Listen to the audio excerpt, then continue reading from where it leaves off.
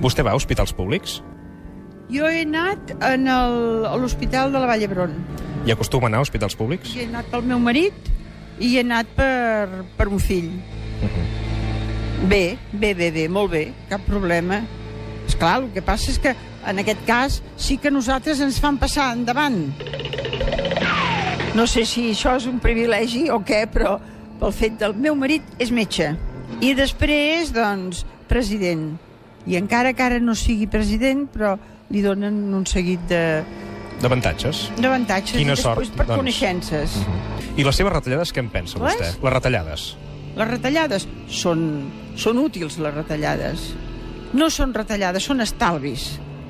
Perquè tots aquests diners que no gastem amb sous per això, doncs serveixen per pagar pensions o per pagar coses. Però jo li parlava de les retallades en sanitat, en col·legis.